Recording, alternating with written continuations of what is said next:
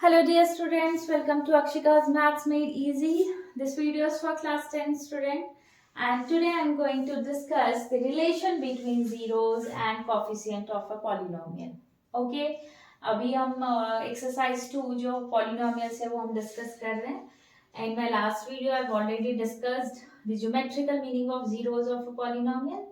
And today I am going to discuss the relation between zeros and the coefficient of a polynomial. ठीक है. इसके पहले हमने linear polynomial जो होता है उसका एंड लीनियर पॉलिनोमियल का जो जीरो होता है एंड जो उसके कोफिशिएंट्स होते हैं उनके बीच में हमने रिलेशन डिफाइन किया था, है ना. हमारा जो कोई भी एक आप लीनियर पॉलिनोमियल ले लिया, this is our linear polynomial and we know जो आपका रूट्स होते हैं, एक ही रूट होता है, there is only one root of a linear polynomial and उसको हम कैसे डिफाइन कर सकते हैं. रूट ऑफ दिस पॉलिनोमियल क्या होता है, linear polynomial is equal to क्या होगा, माइनस बी अपॉन ए, है ना. दैट इज क्या है, this minus, this can be written like this, minus of b, what is constant term, and upon this is the coefficient of x, है ना. So we can find the root or the zero of a linear polynomial, है ना, using this formula. So we have already defined the relation between the zero of linear polynomial and its coefficient. Now we are going to define the relation between the zeros and the coefficient of a quadratic polynomial. ठीक है, अभी हमें quadratic polynomial के जो zeros होते हैं और coefficient है उनके बीच relation define करना है. ठीक है, तो उसके लिए हम सबसे पहले ना एक एग्जांपल लेते हैं क्वाड्रेटिक पॉलिनोमियल का and then we will find the roots of, first we will find the zeros of that quadratic polynomial and then we will define the relation between the zeros and the coefficient. तो suppose हमने एक quadratic polynomial ले लिया 2x square minus 8x plus 6.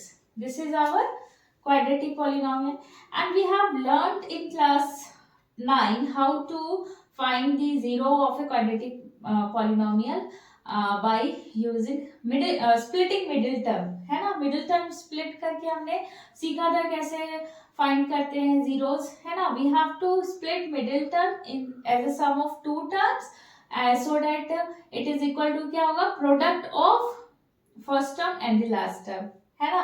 इसको इस तरह से आपको स्प्लिट करना है सो दैट इसका प्रोडक्ट क्या होगा, इन दोनों this is product is equal to the product of this and this, है ना.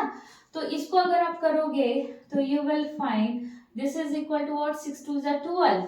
आप सबसे पहले क्या करना है, इन दोनों को मल्टीप्लाई करो, प्रोडक्ट निकालो, 6 12. So we have to split 8 in two terms in such a way that it is इसका प्रोडक्ट क्या होगा, 12 के इक्वल होना चाहिए. तो we can split like this, है ना. 6 and 2 का 12 हो गया प्लस 6. नाउ आप इसको सॉल्व करो, x minus 3 and this is equal to what, minus 2 x minus 3. तो this is equal to 2x minus 2 and x minus 3. तो आपको एक चीज यहाँ पे क्या मिला, x minus 1 x minus 2, इस तरह से लिख सकते हो आप, है ना.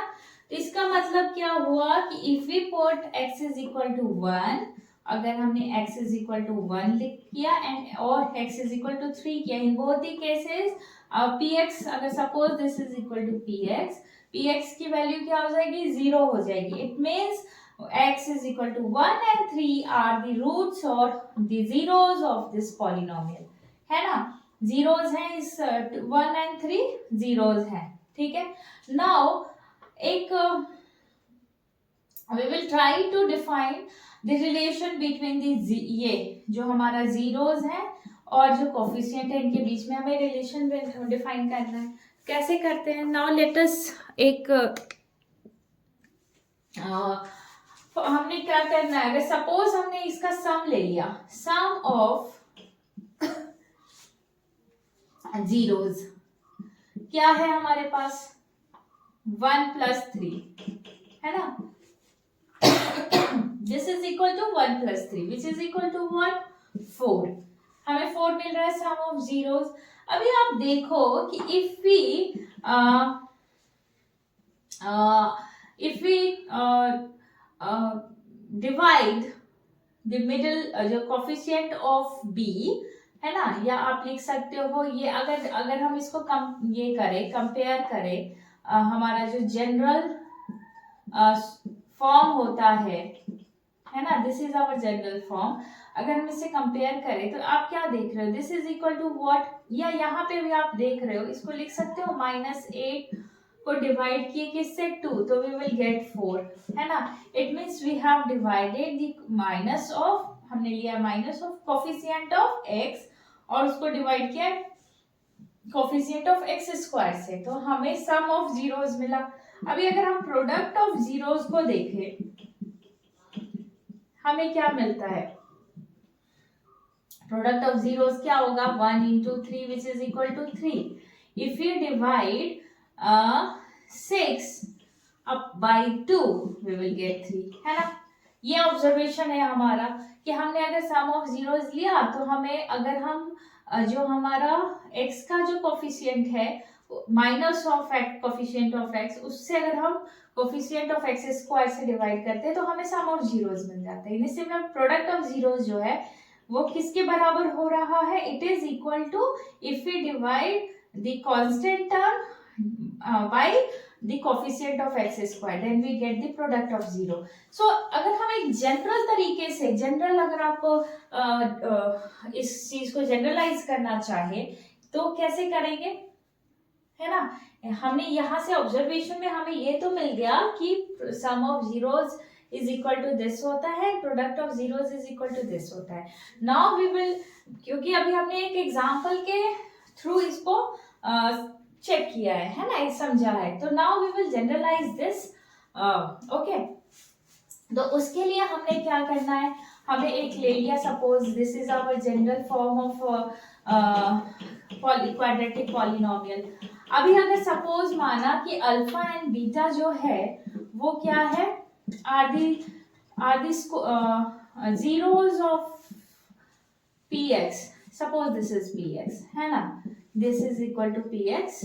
ओके, इसका मतलब क्या हो जाएगा कि x minus alpha and x minus beta जो क्या होगा, आर दी फैक्टर्स ऑफ क्या होगा, फैक्टर्स ऑफ px होगा। इफ इट इज रूट्स है तो ये फैक्टर्स होंगे x minus alpha. So we can write px that is equal to ax square plus bx plus c, like ऐसे आप लिख सकते हो, for some constant k, for constant k it can be written like this है ना, ऐसे आप लिख सकते हो, this can be written like this because these are the factors and k is a constant, ठीक है, k is for any real number। अभी suppose इसको आप सॉल्व करो तो what you will get x square है ना, minus x beta minus x alpha plus alpha beta, ठीक है, ये आपको मिलेगा। नाउ आप ऐसे लिख सकते हो, अल्फा प्लस बीटा है ना, plus alpha beta, this is the product. If you compare the coefficients of x square and x और कांस्टेंट टर्म को अगर आप कंपेयर करोगे बोथ साइड्स है ना, तो आपको क्या मिलेगा, a का this is equal to, you can write k, a is equal to k लिख सकते हो आप इसको और अगेन थोड़ा सा और सिंप्लीफाई कर सकते हो, kx square minus x k alpha beta plus k alpha beta, है ना।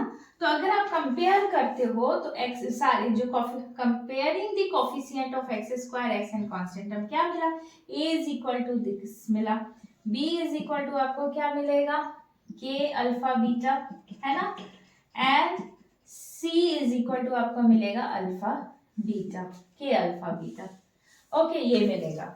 अभी आप कैसे निकाल करोगे, आप अगर if you put from here, अगर हमने k की जगह a रख दिया, सपोज आप इन तीनों को सॉल्व करो, यू विल फाइंड इन तीनों से फ्रॉम हियर, अगर आपने k की जगह यहाँ से फ्रॉम हियर अगर लिख सकते हो ना, b can be written like a alpha plus beta, so from here क्या हो जाएगा, alpha plus beta can be written like b upon a, and this is minus, है ना, so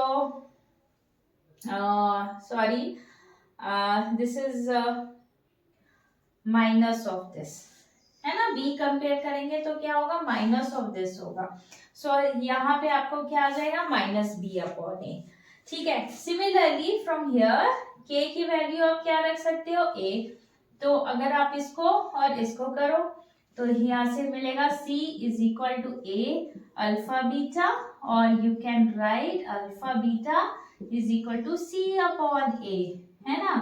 तो ये आपको क्या मिला यहाँ पे,